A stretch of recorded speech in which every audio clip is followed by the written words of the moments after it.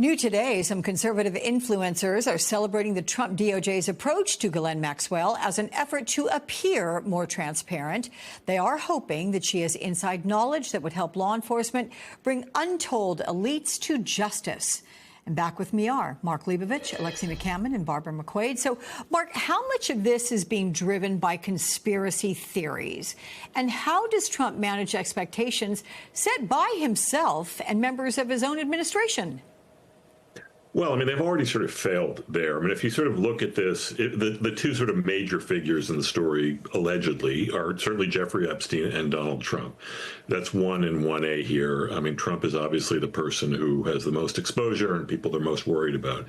But, I mean, Todd Blanche and Ghislaine Maxwell are not obscure figures here. I mean, both are well known for various reasons. I mean, and obviously, you know, these are people who have their own interests at heart. Todd Blanche obviously was literally Donald Trump's attorney, still could be working for him in some capacity, and obviously is in a professional capacity. And as for Maxwell, I mean, as Barb said earlier, I mean, she's in jail. She wants a lesser sentence, and there is a lot of sort of personal exposure that she has here. And she's obviously, you know, she and her attorneys are obviously interested in her own well-being and her own deal. So there's nothing clear at all about this, and it's very complicated. But I think people do fundamentally understand that these are two parties that are very, very adjacent to the key figures, and that nothing here is clean cut at all.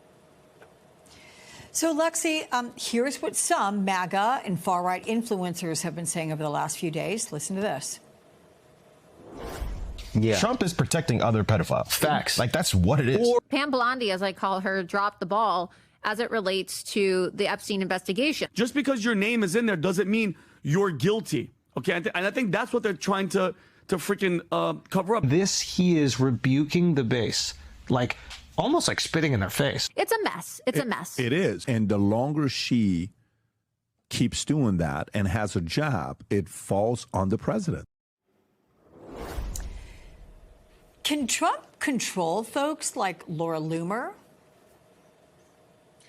No, and this is something that they've been talking about for years and years and years. And even though Trump himself didn't personally go too deep into the Epstein conspiracy theories in terms of promoting them or anything like that, the people he asked to support him and the people he gained along the way certainly have loved talking about this, digging into it, raising all kind of theories, of course, because they've been obsessed with the idea that, you know, the people who are their political opposites, Democrats, they think are these, you know, horrible, heinous pedophiles running these sex trafficking rings. So they've been obsessed with the Epstein files because of that.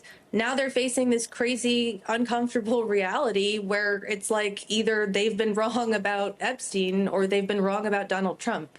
And both of those things are probably terrifying for them, but they are still talking about it. And no matter what Trump says, they're not going to stop. It's also interesting when he sort of said, like, hey, guys, stop talking about this. A number of them on their podcast were like, how dare he? I guess I'm just a weak Republican because I want to know more information. So it's almost like he's just kind of poking them and stirring the pot more. I'm curious, Barbara, how you think that federal investigators are feeling about this explosion of outrage over all this and about the way the administration is handling it. I think if you're a prosecutor who handled this case, your reaction, at least my reaction, would be disgust. They worked hard on this case. They built a case sufficient to indict Jeffrey Epstein.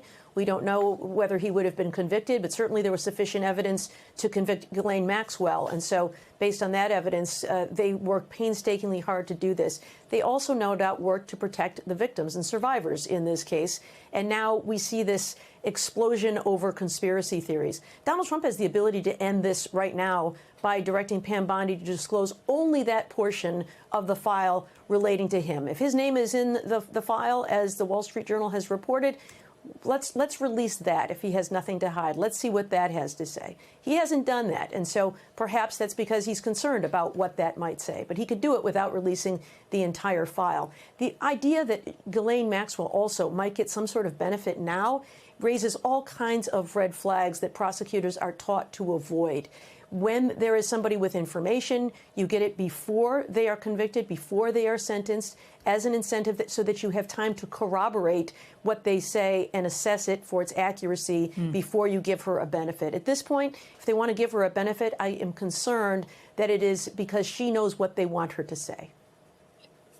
Okay. Mark, Alexei, Barbara, guys, thank you so much for weighing in on all this.